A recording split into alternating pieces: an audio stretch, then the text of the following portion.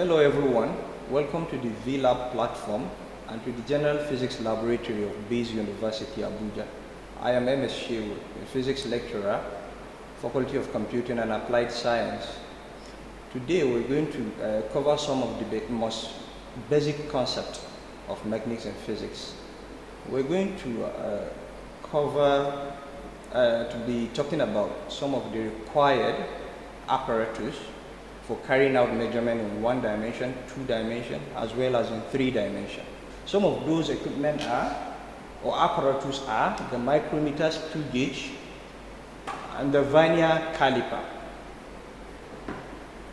So we're going to start by identifying the parts of micrometer screw gauge.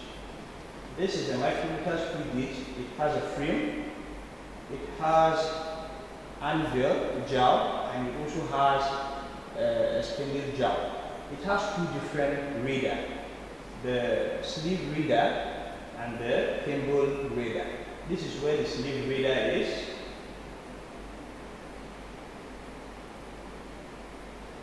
Within, and then we have the thimble in the outer part. And then we have the Vernier caliper, which is also known for taking measurement, the diameter, which has to do with the area of the body, and also the length, and also, length both for inner and the outer part of a circular body. So it has also 2 radar, or we can call it graduation or calibration. We have the main radar, and also we have the Vernier radar. And after there is a demonstration of these 2 equipment, we're going to move on to conduct a simple experiment on pendulum.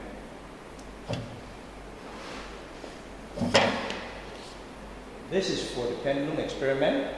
After we're done with the pendulum experiment, then we'll move to demonstration with these equipments. Alright, for one to carry out experiment on pendulum experiment is actually of different forms. It could be simple and also it could be compound. So today we're going to carry out a compound pendulum. And before we move into it, we would like to identify the differences between the 2. For a simple pendulum, it requires the use of a flexible body, a string attached with a light bulb, or a string of different shape, where it should be weightless. But for a compound pendulum, it has to do with a rigid body, for example, a meter. So today we're going to, the reason why we can determine gravity by the application of both is that for a simple pendulum, as I've said earlier, it requires only a weightless string with a bulb, while for a compound pendulum, it requires the use of a rigid body, not flexible. So for a compound pendulum, since the body is rigid, one have to be, or the experimentalists have to understand the center of mass of this equipment, or meter.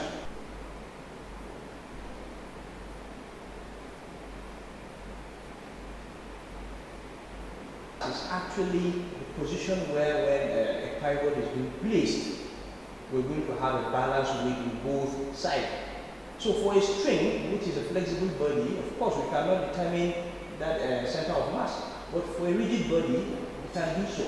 So therefore, we're going to use an equipment, which is a meter rule, that we can determine the center of mass. And we'll have to make sure that by placing a pivot at the center, we're going to have a balanced weight in both sides. Okay, you start with something?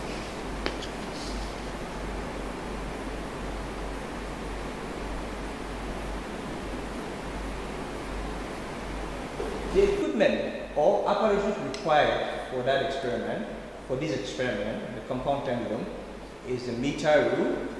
We have a pointed a pin in order to avoid friction. By placing our meter rule, we have to make sure that we don't have friction, or we don't have any contact between the 2 edges of the meter rule, the swinging support and the ruler itself. So we have to make sure that we have a pointer, and by placing the pointer by placing the meter rod to the pointer, we'll have to make sure that it's at the center of the pin. It's not. We'll have to make sure that it's not having any contact between the two ends, the one end of the pin and the other end. We'll have to make sure that it's at the center. And then we're going to require the use of a stopwatch for time recording. So, as for the simple pendulum, all we need to do is to set our string and attach our round ball or our bob attached to our string. And then we'll set it to oscillation in a to and fro motion, of course, with to and fro motion, and then determine the period by which it oscillates. Alright, so now we're going to start our experiment. The first step in starting the compound pendulum experiment is to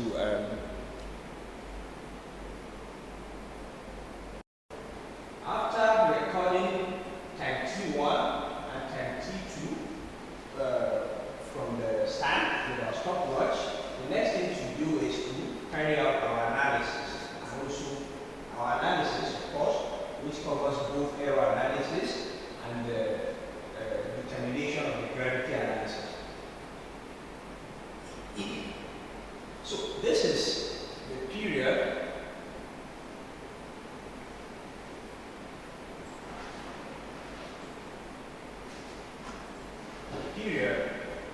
our oscillation, and this is the relationship of the gravity, the height, and also the K, which is something that the student will have to find is significant before the end of the experiment. It's significant before the end of the experiment. Okay, then now, the student will also have to plot a graph of T squared H against H squared, where the unit is going to be second squared centimeter here, and here we're going to have centimeter squared.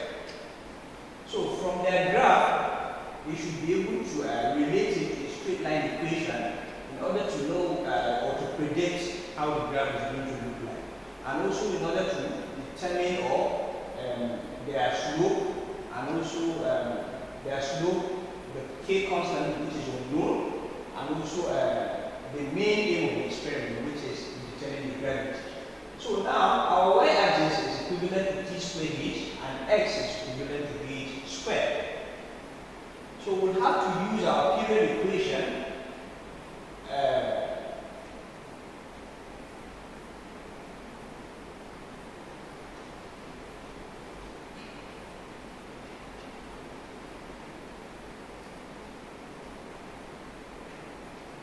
this is our equation,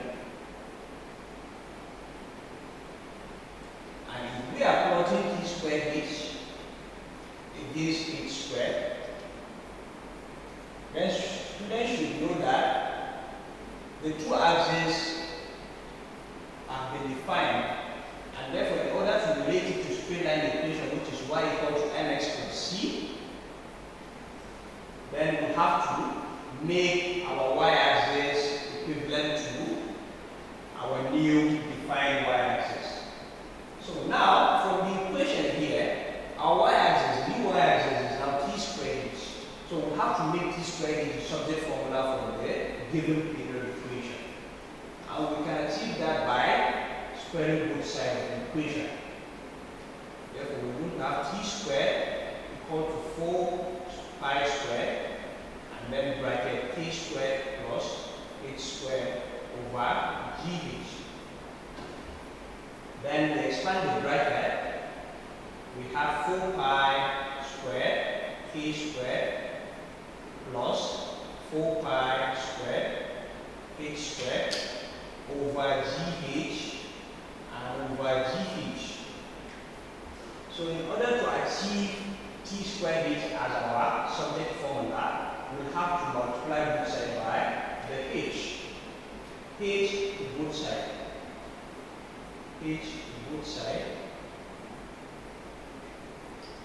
This will go with this, and this will also go with this. equation is going to be 4 pi squared over g k squared plus 4 pi squared h squared over g. So our equation is almost in the same pattern, right? A straight line equation.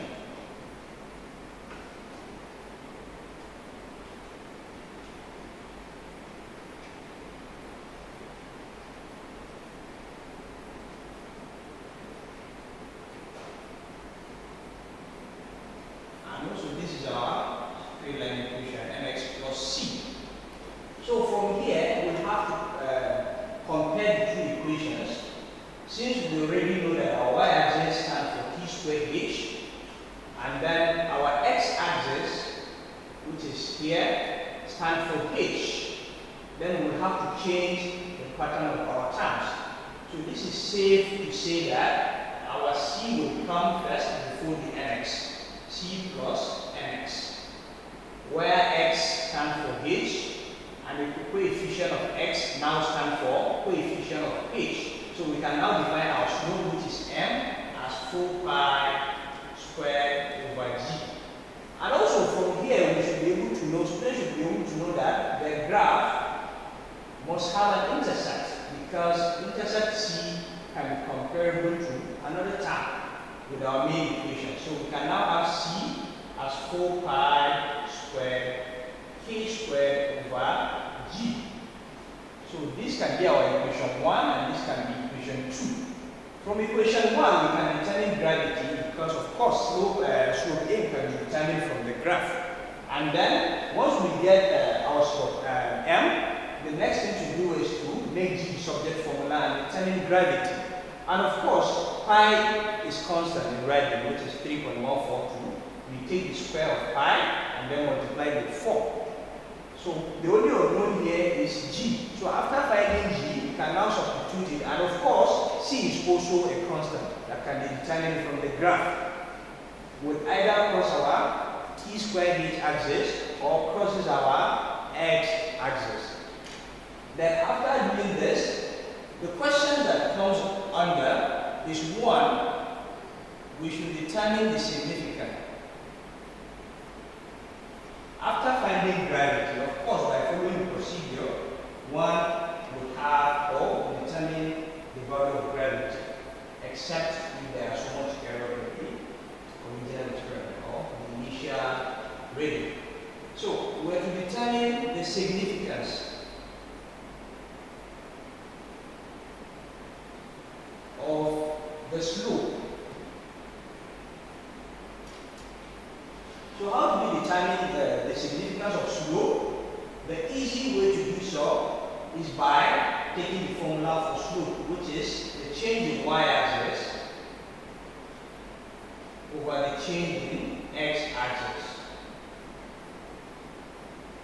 where our y-axis has been defined with a new term, which is product of two different, the t squared and h. So it's now our change in t squared h, and then over change in h squared. So using dimension analysis, we can now substitute the unit for these terms. For t squared is second squared, for h is centimeter, and for h squared is centimeter squared, where one of these centimeter can go with the centimeter we have in our unit. Now we are left with second squared over centimeter. So if we look at the unit we have here, cannot be comparable with any derived quantity. But what if we take the reciprocal of it, which is 1 over second squared over centimeter? We're going to end up with centimeter per second squared, which is a unit for gravity. So once we get this, the student can answer this question by saying the significance of our slope is the gravity, or the reciprocal of gravity. So this is what our slope stands for. More like saying the slope is equivalent to 1 over gravity. This is case for micrometer's gauge reader. As I've said earlier, it has two readers of calibration or graduation. We have the sleeve reader and we have the thimble reader.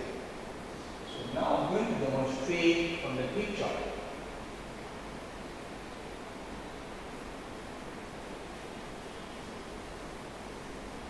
So as you can see, we have between 0 and 5, we have 5 graduation.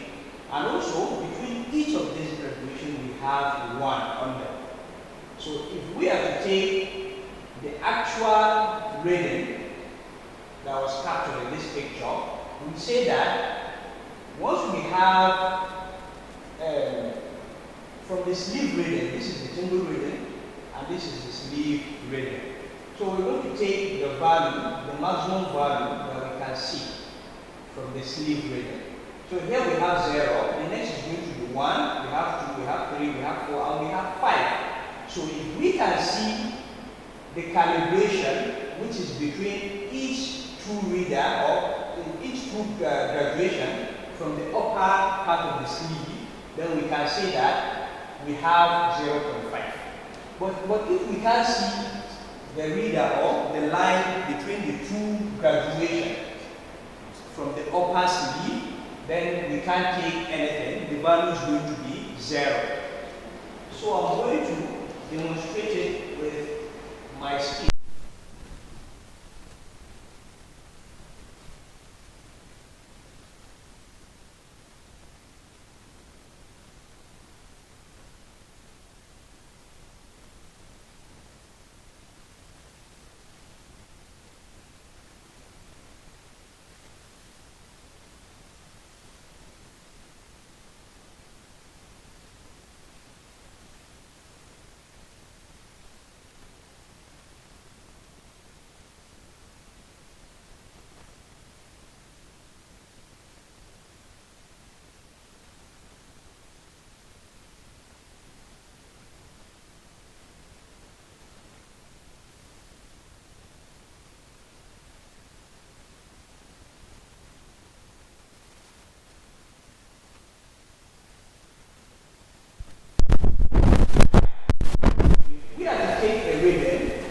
Crosses halfway from 7 to, from 4 to 5. We're going to say that the main reading is going to be the sleeve reading from the upper sleeve, which is 4 millimeter.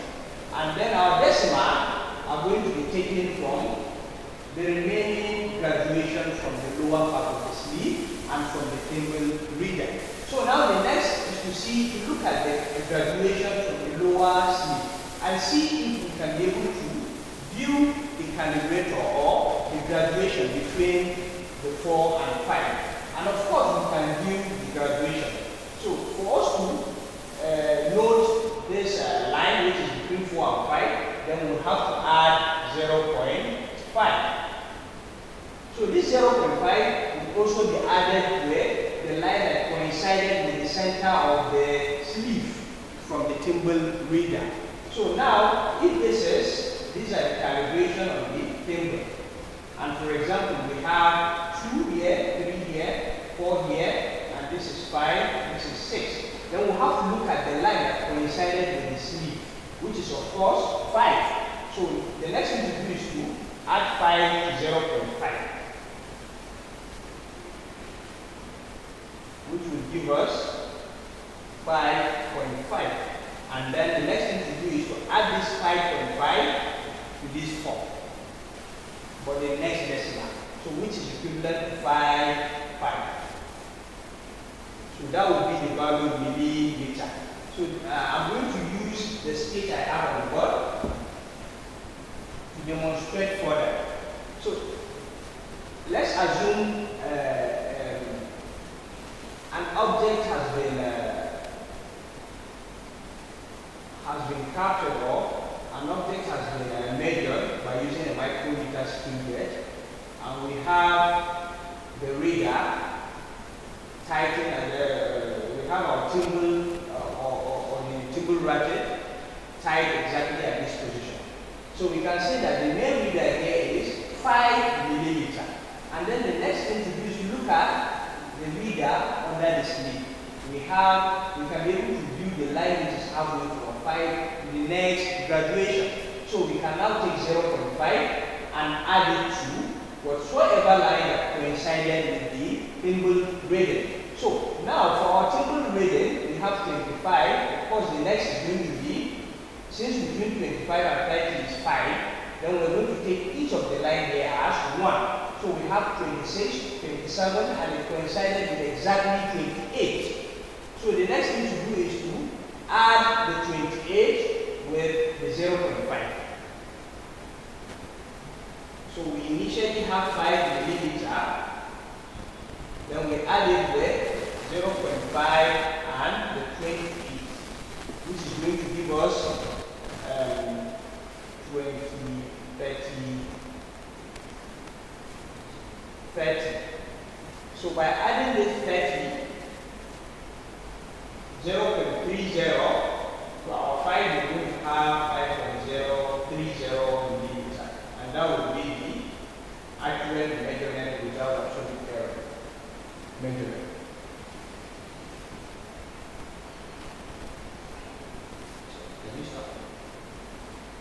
From the upper sleeve, we have 5 millimeter, and then from the lower sleeve, each graduation have 1 line under it from the lower sleeve. So now we have to look at the next line, or the line under between the 5 and the next graduation from the upper sleeve. We have to look if there is a line under. If we can be able to view the line under, and of course we can be able to view the line between 5 and the next graduation, which is 6. So this line here will represent 0.5, and then the next thing is to look at the line or the value of the line that coincided with our sleeve reading. So from here we have 25, the next will be 26, 27, 28. So we have 28. So whatsoever we have here is going to be the same as 0.28 instead of 28. So we have 0.28, we add it to the value we have, which is, once we have a graduation between 2 lines, we take it as 0.5. And here we have a graduation under 5, between 5 to 6. So therefore, we're going to take 0.5.